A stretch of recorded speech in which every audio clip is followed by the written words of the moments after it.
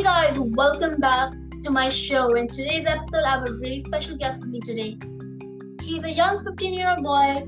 Now, of course, some of you may be wondering, why do I have, what's going on in this episode? Who is this person? Well, I'm going to share with you an amazing story of a wonderful boy. His name is Elijah Lee, and he is an activist, and he's been working towards making child abuse, like he reduced, and prevention, and trying to improve everyone's life who's been impacted by this.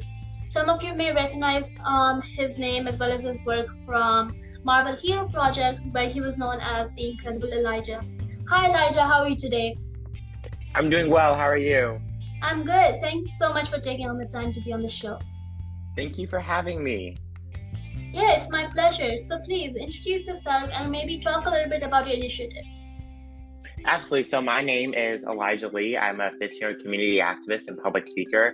And it is literally my job, and I love the work that I do, to just work with different young people on finding new, innovative, and creative ways to ensure that young people have a voice, right? We recognize that we live in a tough world, a world where we see several different types of issues, ranging from child abuse to gun violence, issues surrounding mental health, issues surrounding gender and racial discrimination. And so it is really my job to work to address these issues while still empowering other young people to get involved in this fight.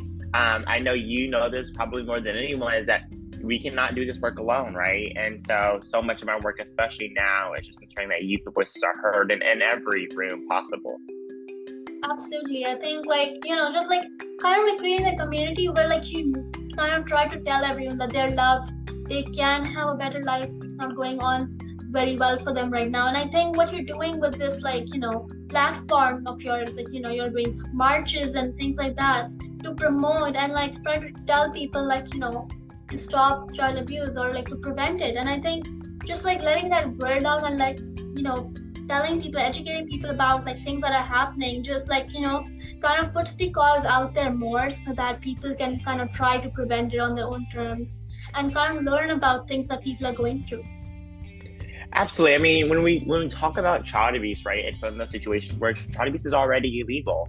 However, what we see so often is that we have conversations with young people, oftentimes who've experienced the abuse, and they said that they didn't tell anyone because it was supposed to stay a secret, right? Whatever stays in our home, whatever is said in our home stays in our home. And then on top of that, we live in a society where we're all so focused on not getting in each other's business. We live in a society where we're all just so overly focused on ourselves that we forget that it takes a village, right, to raise a child. And so I think when we talk about specifically the issue of child abuse, it comes down to awareness. And that's exactly why when I really led my first march, I wasn't focused on passing another law. I wasn't focused on putting money into law enforcement. I wasn't focused on so many of the normal ways to address child abuse, but instead we were focused on awareness, ensuring that this was a community where people felt that they could tell if something was going on, a community where people felt that they could say something if they saw something. And so I think that that's something that we're definitely, I think that's such an important element of this conversation. Yeah, I think I totally agree with you. I think just having that, again, this whole conversation just about community, building the community where people can, trust each other, share things, and, tell people about what they're experiencing, what they're going through, and not feel scared of what might happen to them if they were to tell someone who they trust about things that they're going through. Absolutely. And also, I think that also speaks to the stigma that we have in our society. So especially when we begin to talk about mental health, right? So often we as young people, we feel alone, right? And people across this country, they feel alone. They feel like no one is going to hear them. No one is going to respect them. And so I think it's so important. And I guess you can say this as my call to action, that when we are building relationships with each other, when we're having conversations with each other, let's ensure that we are destigmatizing things like mental health. Let's ensure that we are becoming a safe person for a child in case they are experiencing some things at home. And this goes also to young people, right? With my personal story, a friend of mine told me about their abuse. And so I was really honored to be someone that could be a safe haven for them. and we were able to get that person help. However, child abuse is one of those problems that we simply just don't know how many people are being affected by it. And so it's important that each and every one of us kind of takes up that role in someone's life, to be there for them, to support them, and to love them. Yeah, I think it's just like such a big like part of like the community and the population. It's just kind of hard to like help every single person. So I think just giving people the awareness of what's happening and trying to like give them resources and like things that can help them is like the best one can do, especially if like you do not know the person. I'm pretty sure that like so many people out there who go through this every day, every minute of their life, and like, you know, they do not have the resource. And I think through like the awareness like you're trying to spread, it kind of just spreads everywhere. Like now we have social media, we have podcasts like this one and things like that that allow you to spread your message from platform to platform. And I think that's like the cool thing about the 21st century, which is that you can kind of just spread your message without like, you know, having to go anywhere specifically, or, you know, like trying to go door to door. You can just spread your word on Instagram or social media or wherever and just kind of get your message across. Absolutely. You know, so often, especially in modern day, we talk about how social media has been used for bad and used for evil. However, if there is ever a message that anyone has, whether it's pertaining to climate change, whether it's pertaining to child abuse, whether it's pertaining to closing the wage gap, whatever it may be, social media is a phenomenal avenue to use to really ensure your voice is being heard. And so I think like that's another helpful tip that even I have learned over the years as we work to adapt some of our methods, is that we have an opportunity to use social media to our advantage, and really take our message and allow it to reach the masses. And I think that's such a powerful tool, especially when it's used for good.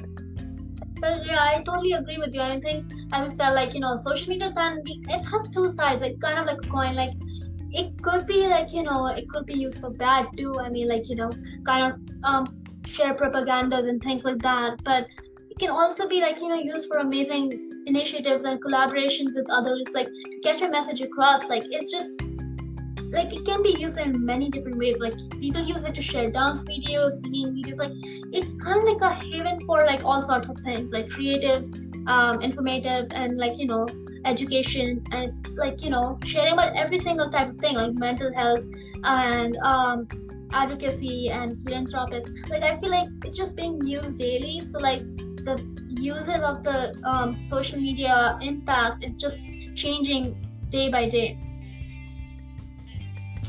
Absolutely. And you know, I think especially as our generation continues to progress, social media will continue to advance. And to all the points that you talked to, those will continue to expand. And I, for one, am so excited and that I have the opportunity and privilege to see it all happen.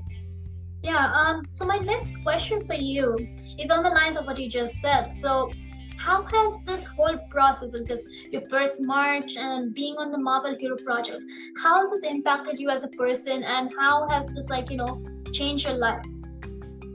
Absolutely. That is a loaded question.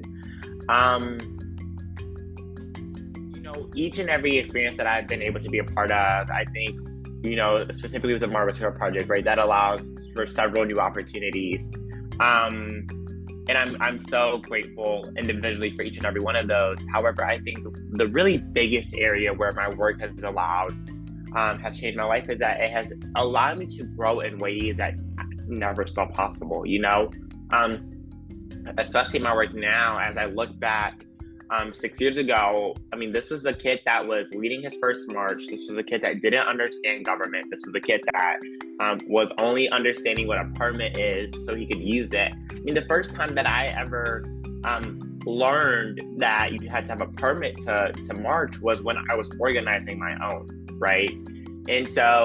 And now as I look at myself working with several different organizations to help write life-changing pieces of legislation, and to really get involved on so many different levels, whether we're looking at philanthropy or whether we're looking at legislation or whether we're looking at that grassroots demonstrations that I really, really love.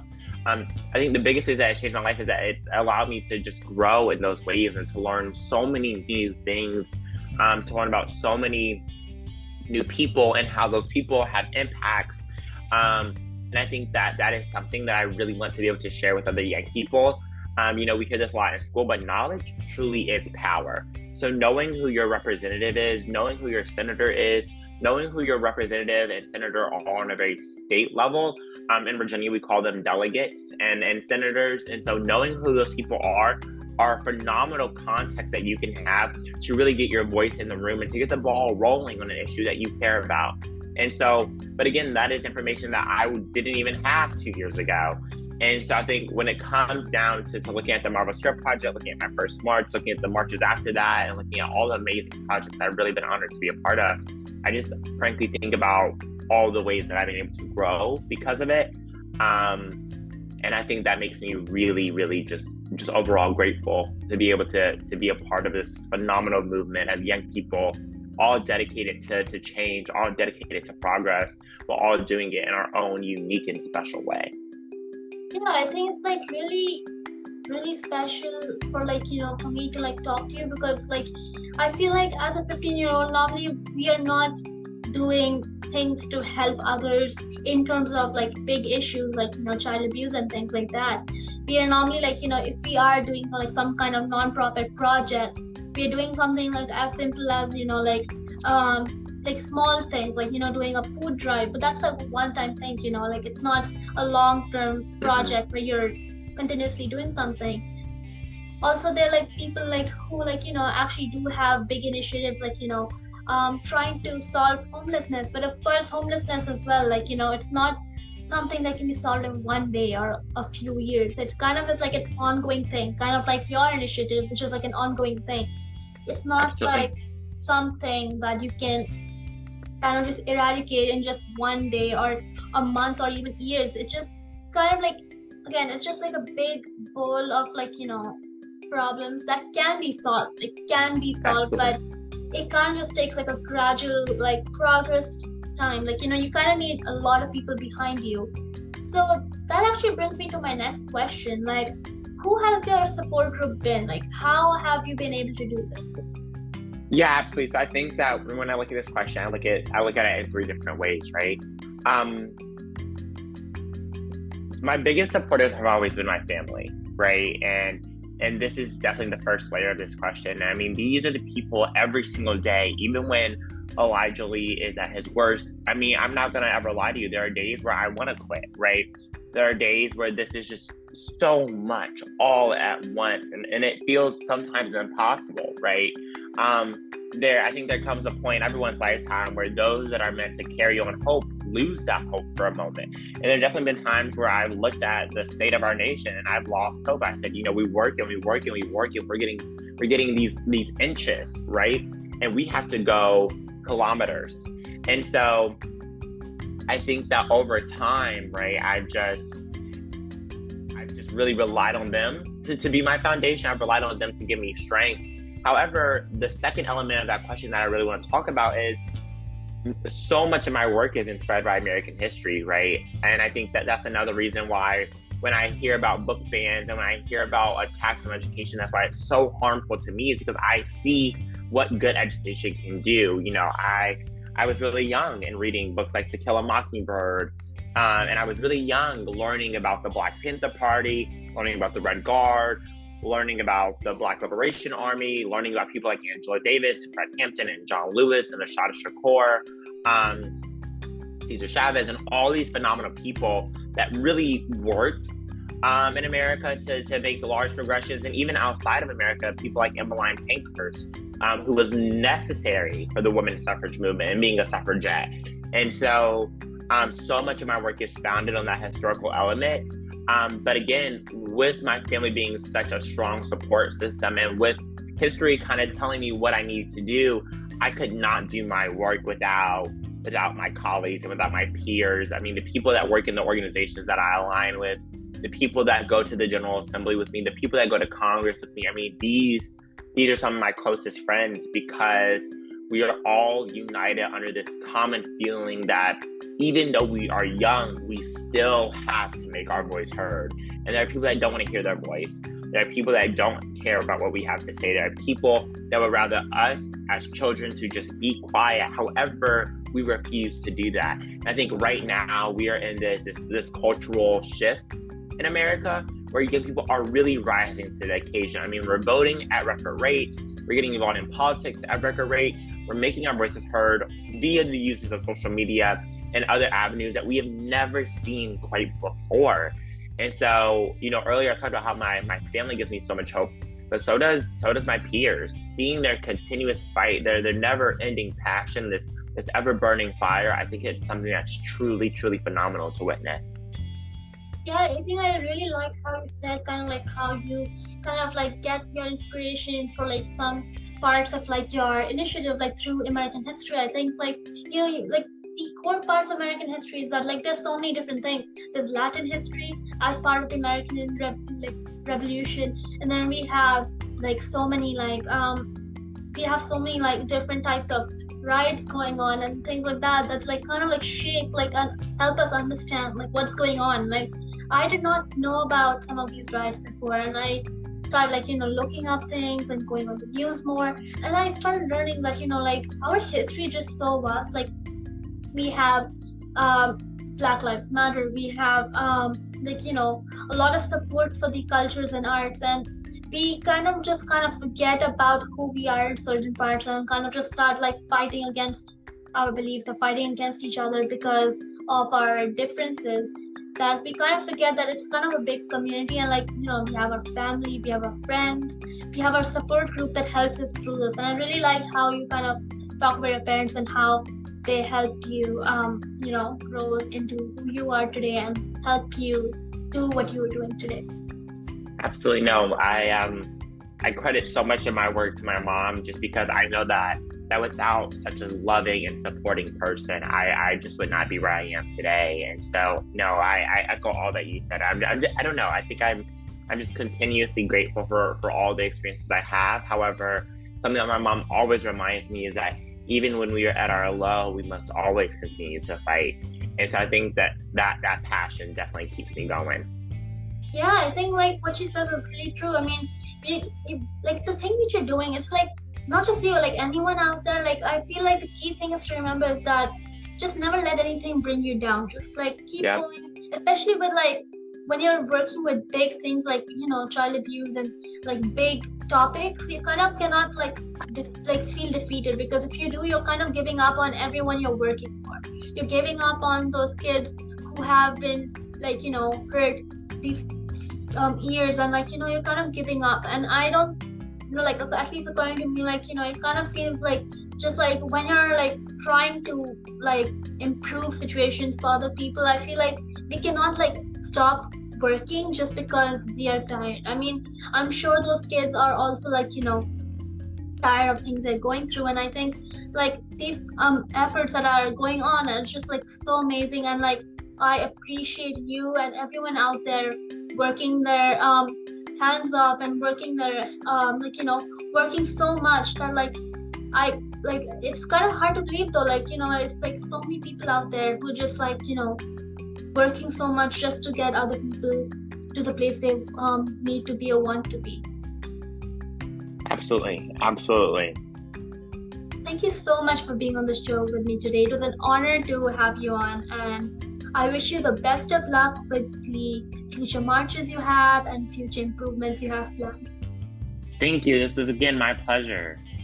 Yeah, everyone out there listening to this episode right now, I'll be linking Elijah's website in the show notes.